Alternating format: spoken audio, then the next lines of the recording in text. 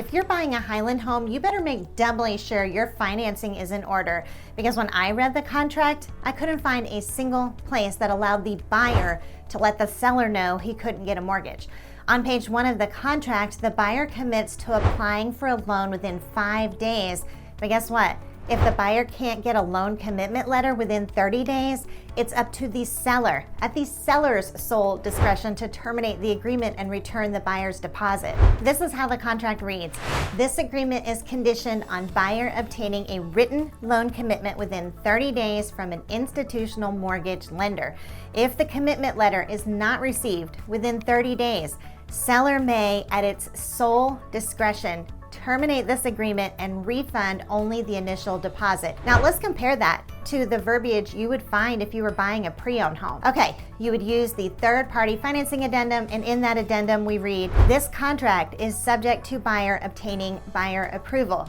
If buyer cannot obtain buyer approval, buyer may give written notice to seller within X days after the effective date of this contract, and the contract will terminate and the earnest money will be refunded to buyer. So do you see the differences there? First of all, the buyer chooses how many days he needs to get his loan approved. And secondly, it's the buyer who can make the decision to terminate the contract and get his earnest money back. This is only one of several clauses you need to be aware of in the Highland Homes contract. The convenience clause is another one. And if you're not familiar with this clause, basically the convenience clause allows the builder to get out of the contract for any reason at all. So is the convenience clause in the contract? Well, yes and no. And listen to this. Seller may terminate this agreement by written notice to buyer if, in seller's sole discretion, 1, the completion of the home has been impacted by a seller's excused delay, or 2, there has been or exists a dispute between buyer and seller prior to closing that is not resolved to the parties' mutual satisfaction. Now, convenience clauses are in almost every contract, and some are worse than others. The good thing is Highland's convenience clause isn't completely open-ended like you might find with other builders. Instead, it basically comes into play with 2 factors. First, that the home's completion has been delayed by the seller, and second, that there's a dispute between the buyer and seller that can't be resolved. The key here is that the seller can, at their discretion, decide whether or not they believe that either of those things are true. So it's not the best situation for you, given that all of this is up to the seller to decide. But should they decide to terminate for any of those given reasons, you'll at least receive your initial deposit back plus an extra $500 for damages. This is how that section of the contract reads. If seller elects to terminate under this section of the agreement, seller shall refund all of buyer's initial deposits and payments for selections or options plus $500. Another clause we always like to keep a lookout for is the escalation clause. And if you haven't heard that phrase before, the Texas Real Estate Research Center gives us a great definition. They explain a materials escalation clause is a provision in a contract between a buyer and a builder, providing that the price may increase if the price of building materials increases. So basically, if the price of materials went up during the time your home was being built, an escalation clause would allow the builder to raise your purchase price. Now, escalation clauses are a really big deal, and you need to be on the lookout for them. So the question, do Highland contracts have the escalation clause? Well, I loved seeing right on their website that they don't. It says, we believe your contract price shouldn't change after you sign it. That's why we never include price escalation clauses. So even if our costs go up while building your home, we'll stand by the price you agreed to no matter what. So good job, Highland. Okay, another thing we always like to talk about is CCNRs. A CCNR is a document that's related to an HOA. It's the rules for the neighborhood, okay? So things like, can you have chickens, all right, that sort of thing. The reason we bring this up is that if you were buying a pre-owned home, you would have a whole separate time frame for deciding if you agreed with the rules for the HOA. With new construction, you have to agree to them when you sign the contract. Okay, there's no separate time frame. So we always like to ask, does the builder include CCNRs within their contracts, or do you have to hunt them down? Some builders will have them right there at the end of the contract, but in Highland's case, they're just going to mention they exist and where to find them. This is how the contract reads. Copies of the restrictive covenants and dedicatory instrument may be obtained from the county clerk. So you have to remember that in the midst of being super excited about buying a house, that it is on you to do your due diligence on the HOA rules. Okay, how about appraisals? What does Highland Homes have to say about appraisals? Well, this is how the contract reads. If an appraisal value is less than the purchase price, buyer must make up the difference. So pretty straightforward. And again, this is completely different than what you'd see in a pre-owned home contract. With a pre-owned home, you could decide if you wanted to require that the home appraised for the sales price. No such luxury with Highland. And honestly, this is something you're gonna see with all new construction contracts. If you're using a conventional loan and the home doesn't appraise, the buyer has to make up the difference. Moving on, let's talk about property tax finality. How does the contract state that taxes are prorated at closing? Well, this is how the contract reads. Taxes and any homeowners association dues will be prorated to the date of closing. And by prorated, what they mean is that the seller pays for the property taxes up until the day the property is sold. Then the buyer takes on the property taxes from that point on. Well, this gets sticky with new construction because the property taxes are often just based on land value at closing, which is going to be worth like somewhere around like $50,000. Okay, it's unimproved, pretty much meaning, it's just dirt. But then, the beautiful new construction transformation takes place and you have this gorgeous new home. In other words, now it's known as property plus improvement. So in the eyes of the property tax assessors, the value's gone from like 50,000 to let's just say like 1 million between when you closed on the home and when the tax bill comes out.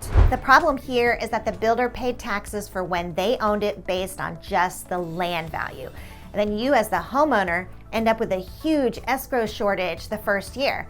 Now, the builders, they all know this happens. And some of them will do you a solid and let the proration be reassessed after closing. But you need to know that Highland isn't one of them. They're very clear that tax proration is final at closing. So if you're buying a Highland home, one thing you want to prepare for is that you will probably have a huge escrow shortage the first year you own the home. Okay, so now that you have an idea of what you'll be agreeing to if you sign a Highland contract, is it worth it? Like, what kind of quality and history are we talking about with a Highland home? Well, they are a Texas local builder, but still a pretty good size. You can find Highland Homes in the Dallas-Fort Worth area, Houston, San Antonio, and Austin. And they've been around for quite a while, okay? Here's what they have to say about themselves. Since 1985, we've dedicated ourselves to doing what's right. We act with integrity and professionalism and consider every last detail. Let's see if they've got any awards to back that statement up. Turns out they've gotten quite a few. Highland Homes boasts being the 10-time People's Choice Builder of the Year, 2-time Houston Chronicle Best of the Best Award winner, and 3-time Dallas Morning News Best of Award winner. They were also included in the 11 Best Architectural Design Awards and your Essay Reader's Choice Award winner that was just this year. Now, as a buyer, let's talk about if Highland is even a good fit for you. Their price range varies quite a bit, starting at around like the 350s and ending all the way up somewhere in like the 2 million plus range. If you're a buyer in that 350 range, let's see what a Highland community with those kinds of prices will look like. Creekshaw is a community out in Royce City, and its prices are starting in about the 350s and ending up somewhere like in the upper 400s. It's about 38 minutes from downtown Dallas. When it comes to amenities, they've got quite the spread. It has a beautiful pool with shaded areas, a pond and fountain, a playground, and some nice open green space. That sounds pretty nice for such a low price range, right? But how's the school district out there? Well, they're also within Royce City ISD, which is A-rated by the TEA, and 17% of students score above average. Homes at Creekshaw can range from the classic one-story ranch style with like a traditional brick facade and gable roof to a more versatile two-story with a mixture of brick and stone material.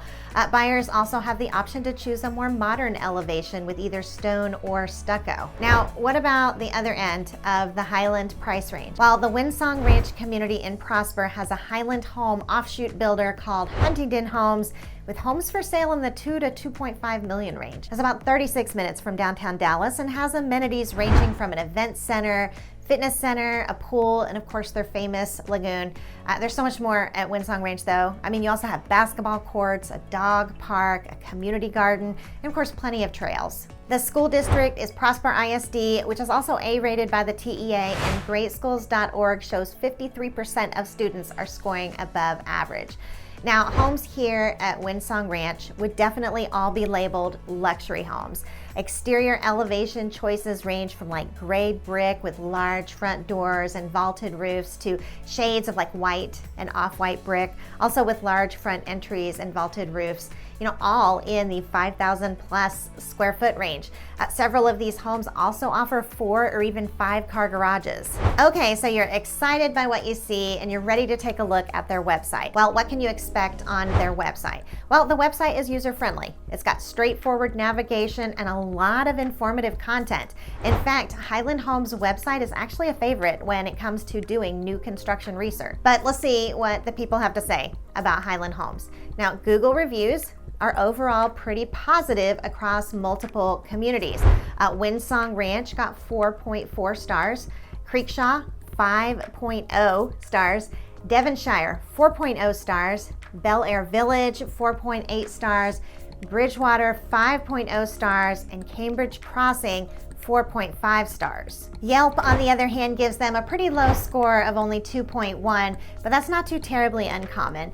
We usually see fairly low ratings on Yelp for our home builders. But how about the Better Business Bureau? All right, the Better Business Bureau is always one of my favorite sources to look at when reviewing builders, because you can review a ton of buyer complaints and see exactly how long it took for the builder to get back to them. The customer ratings on the BBB gives Highland an overall 1 out of 5 stars, but the BBB themselves gives them a grade of A+.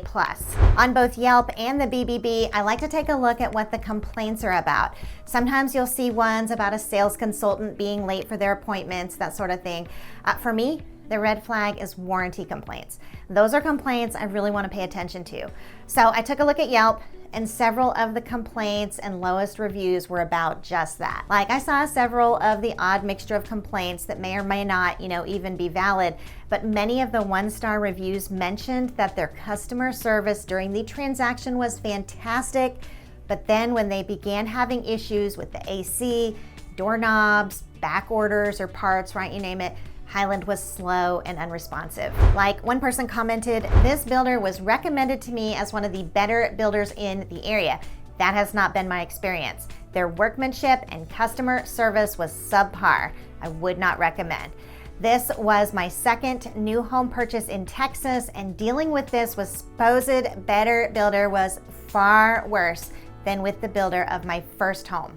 Look elsewhere. So is Highland actually one of the better builders, or do these low reviews actually have some truth in them? Well, let's take a look at the BBB. You can see a total of 38 complaints in the last 3 years, which is pretty low, and 15 complaints closed in the last 12 months. Now, there were some complaints about buyers feeling mistreated by Highland representatives, but the majority were warranty complaints. Now, one thing I always like to check on the BBB is the response time of the buyer and how long it takes for the complaint to be resolved. Well, it looks like Highland has pretty good response times, generally about a week, maybe 2. But even though they responded quickly, most buyers commented that they did not accept Highland's responses or feel that the matter was resolved. After reading several of these, it looks like many of the complaints are about items that are not covered by the warranty. Highland responds by letting the buyers know why they're not responsible for said complaint, and the buyers aren't happy. So this kind of begs the question, is Highland at fault here, or did the buyers do a poor job of understanding what they were signing before going under contract? If you're considering buying a new construction home with any builder, you have to let these kinds of reviews be a warning to you. Like, always do your research before signing. What does the warranty actually cover? So don't get caught in a situation like these buyers where the only response you get from Highland is that they don't have to fix your problem. Okay, so we've got some somewhat decent reviews locally and some complaints to consider on Yelp and the BBB. And we also know these homes look pretty nice from what we can visibly see. But what about what we can't see? what does Highland Homes use for its sheathing? Well, according to their website, Highland uses Owens Corning R3 continuous insulated sheathing with taped joints. And you have to know, there are so many opinions on the best type of sheathing. I mean, many prefer the structural sheathing using OSB board or the zip product. That's far less common to hear of anyone thinking highly of T-ply as a sheathing product. Now, Highland comes in somewhere in between. It's not a structural sheathing, but at the same time, it's sturdier than T-ply. So somewhere in between on Highland. Now, if I've completely lost you on what I mean by sheathing, it's important and it's a hot topic these days. You can learn more about it in this video, which you may want to watch next. In the meantime, Wendy out.